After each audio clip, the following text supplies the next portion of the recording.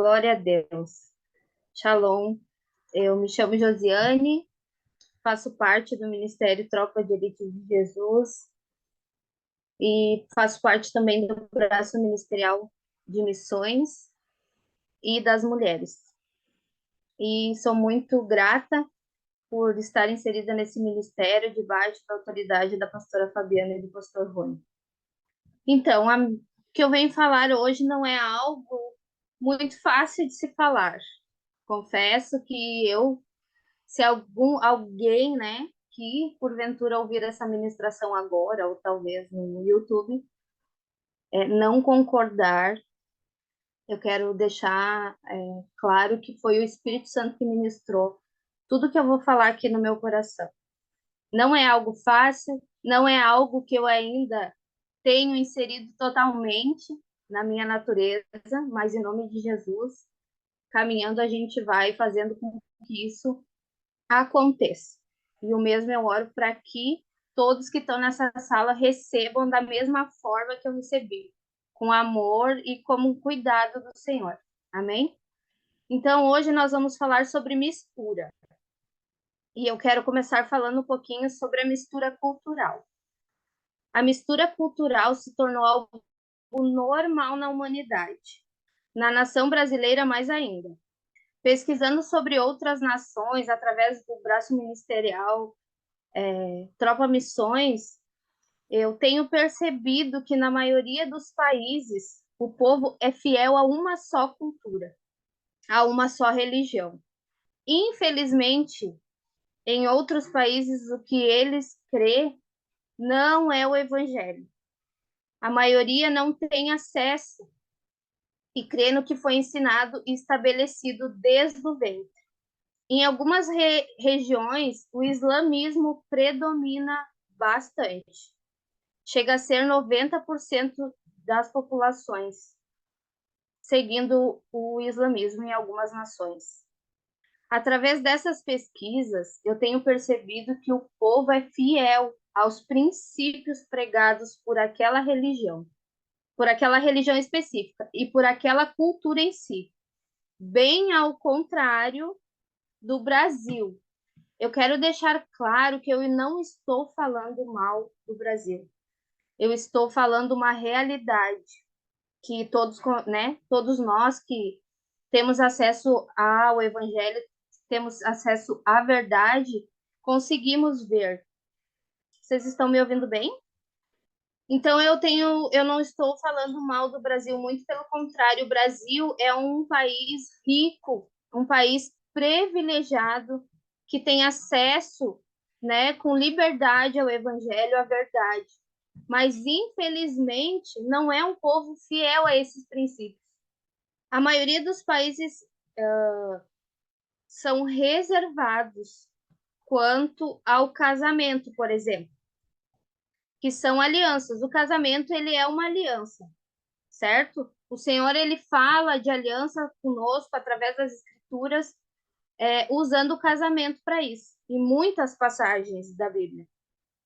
Então, esses países que são fiéis aos princípios e aos ensinamentos das culturas e da religião estabelecida neles, eles têm muito cuidado quanto ao casamento, porque eles entendem que é uma aliança. Eles entendem que vai levar a uma mistura, né? Casamento com pessoas de outra cultura ou religião, na maioria, não são permitidas. Enquanto no Brasil, tudo pode.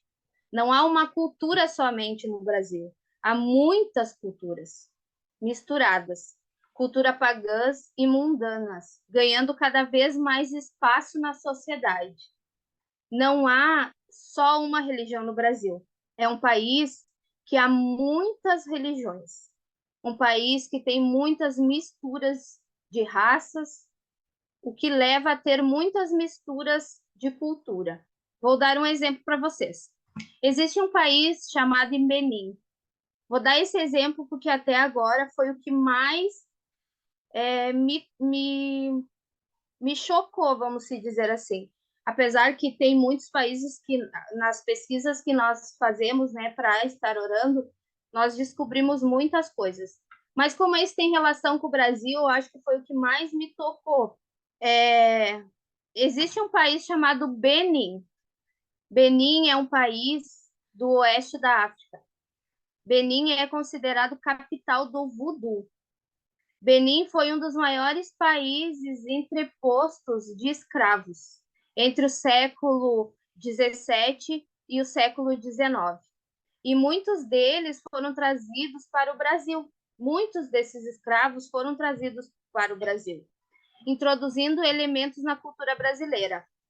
Por exemplo, a feijoada, o acarajé, fazem parte da cultura beninense.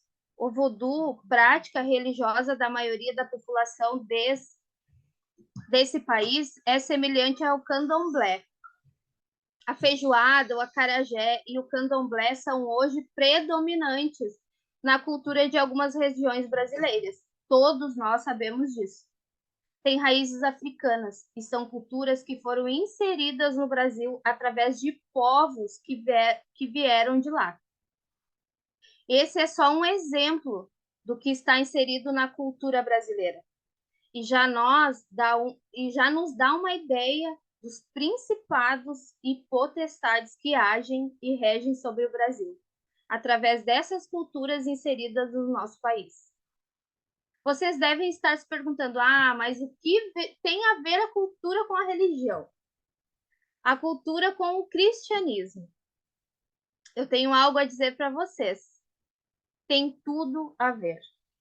E é aí que entra a mistura. Mistura de princípios, mistura de hábitos, mistura de cultuação e aí por diante. A igreja brasileira, as igrejas brasileiras pregam verdades misturadas com mentiras. Há templos que pregam a verdade misturadas com comércios. Há templos no Brasil que pregam uma falsa verdade, como um ensino verdadeiro. Eles pregam uma falsa verdade como se fosse algo verdadeiro. A igreja que nem há igrejas que não ensinam e a maioria das igrejas não discipulam. Mistura hoje se encontra dentro dos templos. Inserido nas igrejas, nem se fala fora das igrejas. Fora dos templos que se prega que eu posso ser o que eu quiser, quando deveríamos ser o que Deus nos fez para ser.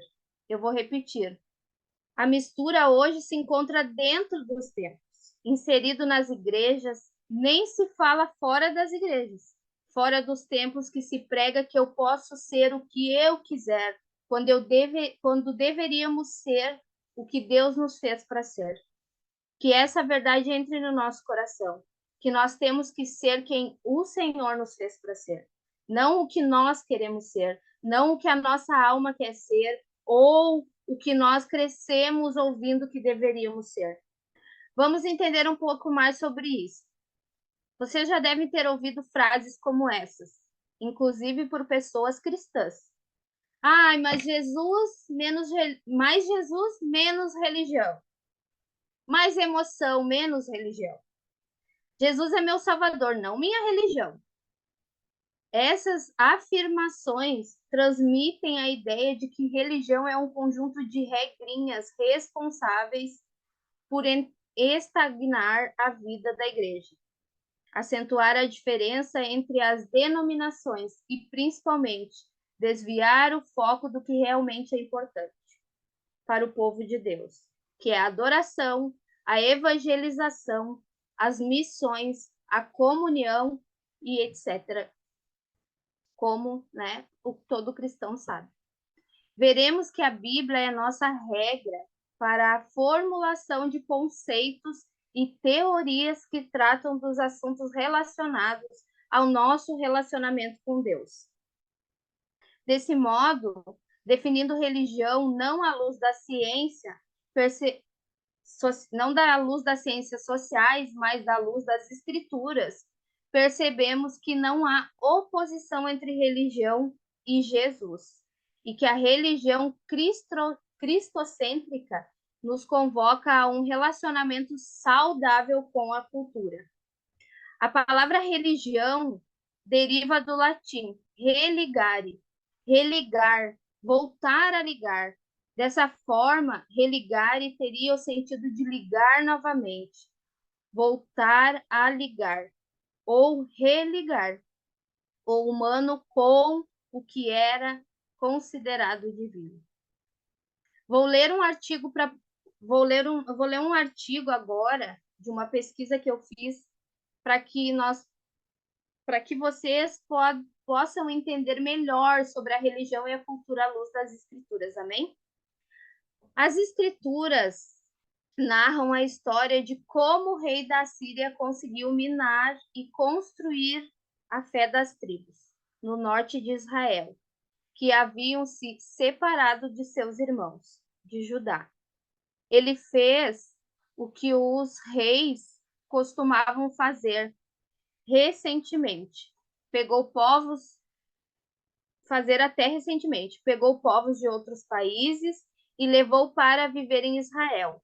Com isso, cada nação passou a adorar seus ídolos em Israel conforme a sua religião, de maneira que temiam ao Senhor e, ao mesmo tempo, serviam a seus próprios deuses. Isso está em 2 Reis 17 ao 24. Mais recentemente, logo após a Segunda Grande Guerra, o ditador comunista Tito fez o mesmo com os povos dos Balcãs. Tomou povos de várias regiões, como Montenegro, Eslovênia, Sérvia, Bósnia e Croácia, e os erradicou de suas terras, misturando-os por outros territórios, formando a Iugoslávia. Até que recentemente cada etnia entrou em guerra e voltou a ter a sua própria identidade. O rei da Assíria levou os judeus da tribo do norte para a Síria e trouxe para Israel povos de outras nações e os estabeleceu em Samaria. Quando leões começaram a devorar o povo que o rei da Assíria havia deportado para Israel, o rei repatriou alguns sacerdotes israelitas para cuidar da religião do povo. Então aconteceu um fenômeno espiritual. O povo que viera de outras nações temia ao Senhor, por causa dos leões e pelos ensinamentos dos sacerdotes, mas não largava seus ídolos. A mistura de filosofia e religião é estratégica para quem quer dominar um povo. As pessoas perdem seu referencial cultural e espiritual e assimilam a cultura e a religião de outras nações.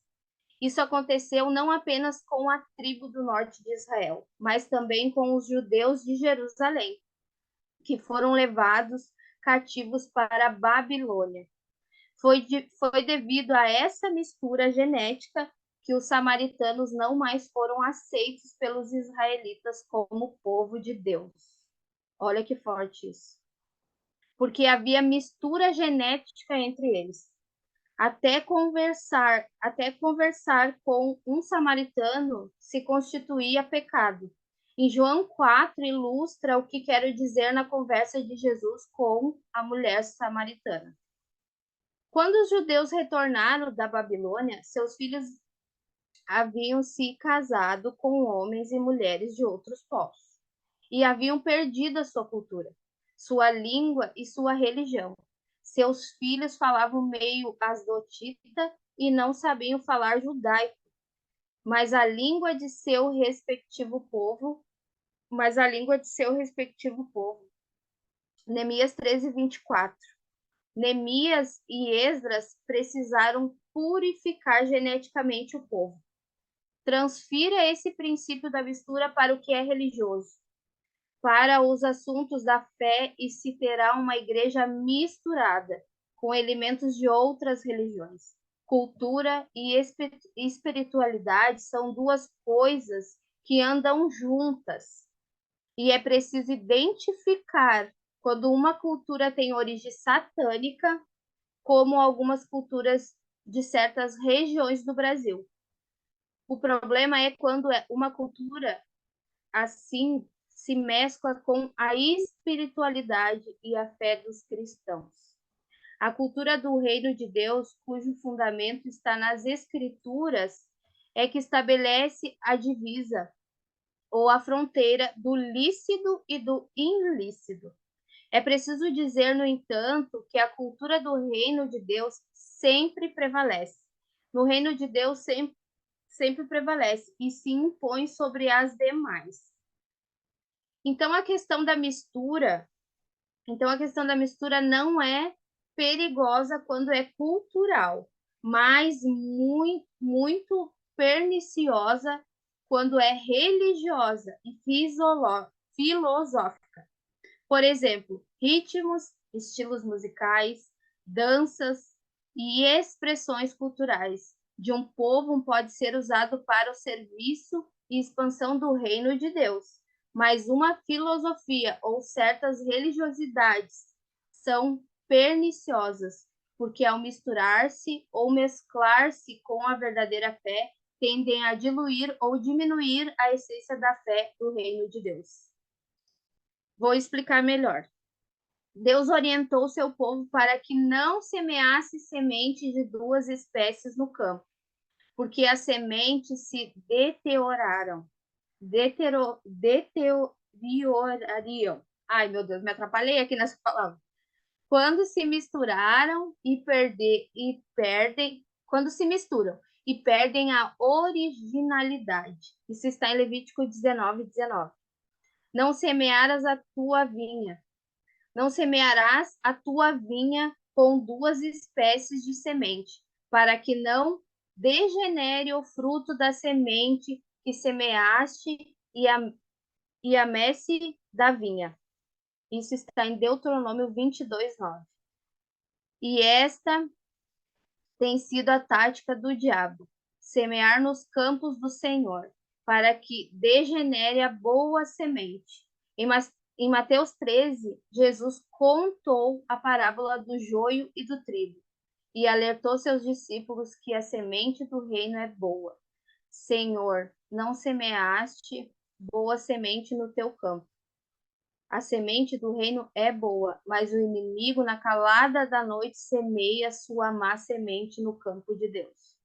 Na parábola do trigo e do joio, o problema não é as plantas crescerem juntas, porque na colheita as sementes são separadas.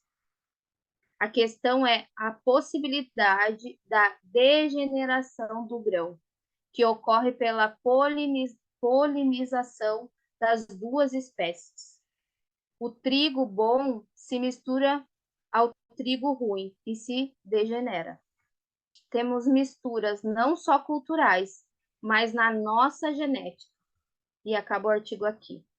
Então, acho que ficou bem específico, bem especificado que a cultura e a religião andam juntas. Aqui mesmo nessa sala, temos culturas diferentes, formas de falar diferentes. Cada região tem uma cultura a ser ensinada. Por exemplo, eu nasci no Rio Grande do Sul. A cultura gaúcha é muito forte. Se aprende na escola sobre a cultura gaúcha, sobre fugiu a palavra agora, o folclore gaúcho. Isso é ensinado no ensino no Rio Grande do Sul.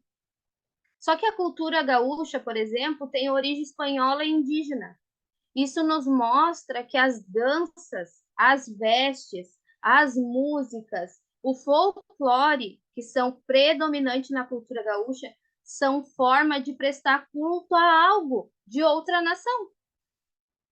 Então, toda vez que eu me vesti de prenda para ir para a escola, toda vez que eu participei de encontros gaúchos, toda vez que eu fui num baile gaúcho, que eu ouvi músicas gaúchas, que eu fiz folclore, que eu fiz teatro e folclóricos, tudo que envolve essa cultura gaúcha, eu prestei culto a algo que eu nem sei o que era, mas não era para o Senhor. Isso é mistura. Por isso, a importância e a necessidade de estabelecermos a cultura do reino nos nossos lares. nas nossas vidas, na educação dos nossos filhos. Quando nós firmamos e estabelecemos a cultura do reino, estamos prestando culto ao Senhor, além de estar voltando à origem. Nós prestamos culto ao Senhor e fazemos o caminho de volta. Em Romanos 8, 19, do 19 ao 22, fala assim: pois toda a criação aguarda com grande expectativa o dia em que os filhos de Deus serão revelados. Toda a criação, não por vontade própria, foi submetida por Deus a uma existência fútil, na esperança de que com os filhos de Deus a criação seja gloriosamente liberta da decadência que a escraviza. Pois sabemos que até agora toda a criação geme, como em dores de parto, e nós, os que cremos, também gememos, embora tenhamos o Espírito em nós como antecipação da glória futura, pois aguardamos ansiosos pelo dia em que desfrutaremos nossos direitos de adoção, incluindo a redenção do nosso corpo. No versículo 23 fala que devemos nos submeter ao Espírito, devemos matar a nossa carne, matar as nossas vontades para a redenção do nosso corpo.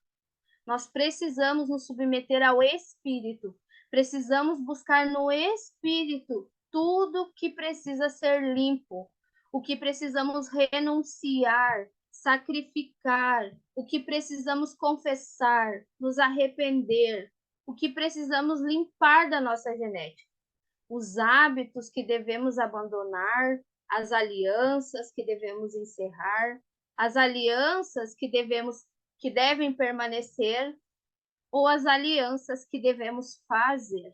Isso é se submeter ao Espírito.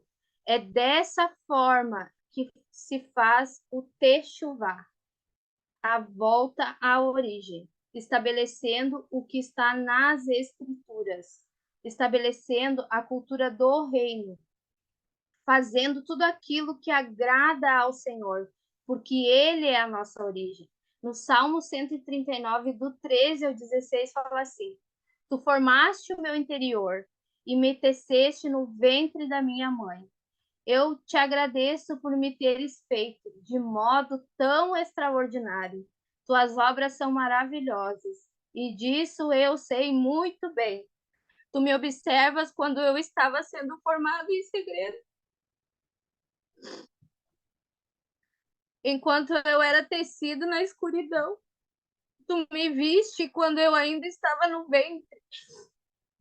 Cada dia da minha vida estava registrado no teu livro. Cada momento foi estabelecido quando ainda nenhum deles existia. Glória a Deus. Obrigada, Jesus. A nossa origem é Deus. E para voltarmos a Ele, precisamos fazer o caminho de volta. Nos arrependermos, nos limpando das mentiras, das misturas, das mentiras. Mistura é tudo aquilo que me agrada. A mistura não é só a cultura. A mistura é tudo aquilo que me agrada. Tudo aquilo que eu deixo de fazer para o Senhor para fazer algo para mim ou da minha vontade é uma mistura. Está na minha genética algo que não é do Senhor. Mistura é tudo aquilo que está fora. Mistura é tudo aquilo que está fora das Escrituras. Nas Escrituras fala que devemos morrer para nós e viver para Cristo. Já não vive mais eu, mas Cristo vive em mim. Seguir à risca o que está nas Escrituras, estabelecer o reino dos céus, o reino de Deus nas nossas vidas, nos nossos lares, ensinar os nossos filhos, ensinar isso aos nossos filhos. É isso que o Senhor espera de nós, daqueles que já conhecem a verdade, daqueles que têm ouvido essas coisas. Porque o Senhor só fala aos nossos corações aquilo que Ele quer que nós façamos. aquilo que ele quer que ele quer inserido em nós e através de nós. Quem tem ouvidos, ouça o que o Espírito diz. O Senhor tem nos falado muito sobre erguer um altar nos nossos lares, não é verdade? Ele tem apontado para isso desde a pandemia. E através de ministrações aqui no Tropa de Elite, nós estamos entendendo que ele está dando as instruções para que nós venhamos nos limpar da mistura, para que nós, como filhos e filhas, venhamos erguer um altar para ele. Venhamos estabelecer um firmamento, reconstruir os muros. Em Esdras pode-se ver o povo livre do cativeiro da Babilônia. Eles começam levantando um altar para o Senhor, estabelecendo a cultura do reino entre o povo. Como que eles fazem isso? Fazem isso celebrando as festas, cumprindo os mandamentos, fazendo sacrifícios. Logo após, eles começam a reconstrução do templo. No capítulo 9 de Esdras, fala que Esdras teve o conhecimento de que o povo não teria se separado do povo que habitava naquela terra, fazendo alianças, casando-se com mulheres daquela terra e dando suas filhas em casamento ao povo daquela terra. Não se guardaram e se misturaram na cultura, geneticamente, porque tiveram filhos com as mulheres. Não seguiram a ordem do Senhor de não casarem com mulheres estrangeiras. Isso se fala desde o início da Bíblia. Nem darem suas filhas em casamento. O casamento aponta para a aliança. Eles tinham feito alianças com aquele povo pagão. E Esdras entra em arrependimento pelo povo. Ele se humilha diante do Senhor, faz jejum, orações, clama pelo povo, se arrepende e pede perdão. Vocês lembram disso, Atalaias? Nós já fizemos isso, né? Glória a Deus. E continuaremos fazendo. Tudo isso está no capítulo 9. No capítulo 10 fala assim: enquanto Esdras estava orando e confessando, chorando prostrado diante do templo de Deus, uma grande multidão de israelitas, homens, mulheres e crianças, reuniram-se em volta deles. Eles também choraram amargamente. Então, Secanias, filho de Jeiel, um dos descendentes de Elão, disse a Esdras: fomos infiéis ao nosso Deus, quando nós casamos com mulheres estrangeiras, procedentes dos povos vizinhos. Mas apesar disso, ainda há esperança para Israel. Façamos agora um acordo. Tem algumas versões que falam uma aliança diante do nosso Deus e mandemos de volta todas essas mulheres e seus filhos, segundo o conselho do meu Senhor e daqueles que tremem diante dos mandamentos do nosso Deus. Que isso seja feito em conformidade com a lei. Levante-se do 1 ao 4, tá? 10 do 1 ao 4. Levante-se, esta questão está em suas mãos, mas nós o apoiaremos. Tenha coragem e mãos à obra. Aqui nos mostra que Zacarias reconhece que foram infiéis ao Senhor, que o povo foi infiel ao Senhor, se envolvendo com aquele povo, fazendo alianças, misturando a cultura, tendo os mesmos hábitos que aquele povo, afinal de contas, estavam casados com mulheres daquela cultura. Quem é o termômetro da casa? Quem é a coluna da casa? São as mulheres. Quem ensina os filhos? O pai dá destino, a mãe ensina. Não era a cultura do Senhor que estava inserido nos seus lares, mas a cultura do povo daquela terra. E ele se arrepende e faz uma aliança com o Senhor para se despojarem das mulheres e dos filhos, limpando a cultura e a genética. Isso nos ensina que as alianças, as misturas que muitas vezes achamos que é lícitos, mas não é. Se não tem a ver com a cultura do reino, não foi o Senhor que inseriu entre o povo. Mas aqui não mostra eles consultando o Senhor para que eles tomassem essa decisão de se despojarem dessas mulheres e dos filhos. Era nesse ponto que eu gostaria de chegar. O Senhor quer nos limpar, certo? Ele quer nos limpar. Ele quer que nós nos limpamos de tudo aquilo que não vem dele, de tudo aquilo que não foi ele que inseriu. Mas como fazer isso? Fazemos isso andando na contramão do mundo. É fácil falar? Sim, é fácil falar. É fácil fazer, se posicionar? Não é fácil, mas não é impossível. O Senhor nos dá um espírito de coragem, não um espírito de covardia. Porém, tem coisas que ele irá nos falar, nos mostrar para que a gente renuncie, para que nós venhamos nos arrepender, para que nós venhamos deixar de fazer, sacrificar. Mas tem coisas que ele não vai falar, tem coisas que ele não vai pedir, e nós vamos ter que reconhecer e abrir mão. Nós vamos ter que tirar isso do nosso meio. Nós vamos ter que tomar o posicionamento de nos limpar. No capítulo 4 fala: tende bom ânimo e mãos à obra. Ele quer nos dizer, não é fácil. Não é fácil abrir mão de muitas coisas.